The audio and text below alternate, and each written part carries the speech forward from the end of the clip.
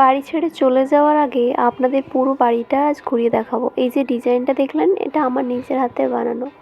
আর এটা আমাদের মেন দরজা, কারণ আমরা থাকতাম দোতলাতে। দেখতে দেখতে কিভাবে 3 বছর কেটে গেল বুঝতেই পারলাম না। বিয়ের পর প্রথম এসেছিলাম এই বাড়িতে, কিন্তু হঠাৎ এই বাড়ি ছেড়ে চলে যেতে হবে এটা ভাবতে পারলাম না। আর যাওয়ার সময় ভীষণ কষ্ট হয়েছিল। বাড়ি এখন অগোছালো হয়ে আছে, কারণ জিনিসপত্র গোছানো চলছে, আমরা বাড়ি ছেড়ে চলে যাচ্ছি।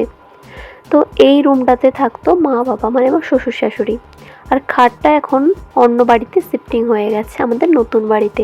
আর সেই ভিডিওটাও আপনাদের সঙ্গে শেয়ার করব। আর এখানে বসে আমি গান করতাম। এখানে জামা পোশাক এভাবে রয়েছে, কারণ আলমারিগুলো আগে থেকেই রং করতে দেওয়া হয়েছিল, তাই জিনিসপত্র সব এলোমেলো হয়ে আছে। মাসখানেক হয়ে গেল আমরা নতুন বাড়িতে চলে এসেছি।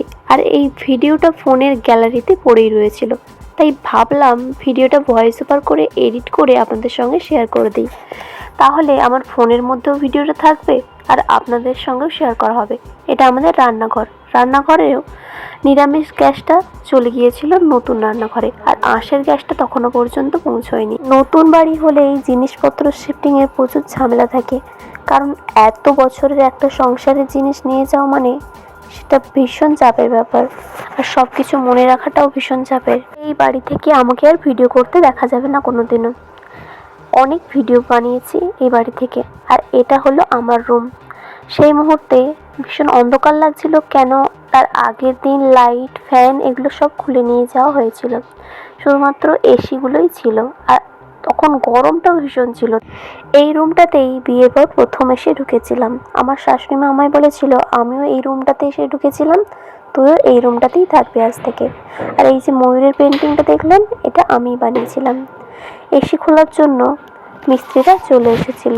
আর ঘরটা দেখুন কেমন এলোমেলোভাবে রয়েছে। আমি চেয়েছিলাম না এই ভিডিওটা আপনাদের সঙ্গে শেয়ার করতে, কিন্তু এই ভিডিওটা না শেয়ার করলে আর হয়তো কোনো দিনও এই ভিডিওটা পোস্ট করা হবে না। বিয়ের পর যখন প্রথম আসি তখন এই জায়গাটায় ভাত কাপড় হয়েছিল, আর এখানেই আমাকে বরণ করে তোলা হয়েছিল। এই পেন্টিংয়ের নিচেই ছিল ডাইনিং টেবিল, আর ডাইনিং টেবিলটা তখন নিয়ে চলে যাওয়া হয়েছিল। এরপর যাচ্ছি ওপরে।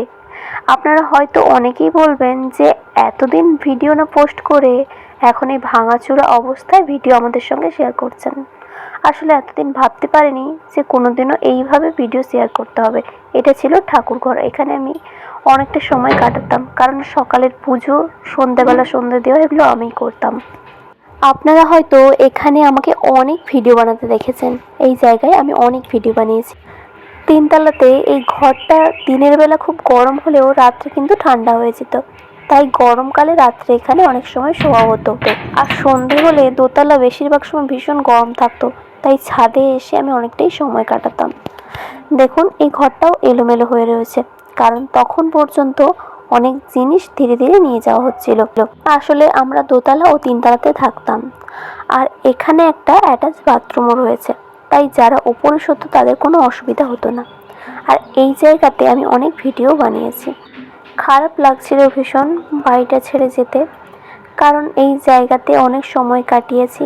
আর এই ছাদে বসে গরমকালে গান শোনা, মুড়ি খাওয়া, এবং অনেকটা সময় আমি একাই বিশেষ করে বসে থাকতাম, আমার ভালো লাগতো। আর এখানে আমি নিজের হাতে অনেক গাছও লাগিয়েছিলাম। গাছ ছোট হলেও প্রায় সময় একটা হলেও ফুল ফুটে থাকতো, তাই আমার ভীষণ আনন্দ হতো। এটা ছিল আমাদের পুরনো বাড়ির হোম ট্যুর। এবার আপনাদের সঙ্গে নতুন বাড়িটা শেয়ার করে নেব। এটা হলো আমাদের নতুন বাড়ি, পুরনো বাড়ির পাশেই। তো আপনারা যদি এই বাড়ির পুরো হোম ট্যুর দেখতে চান তাহলে কমেন্ট করুন।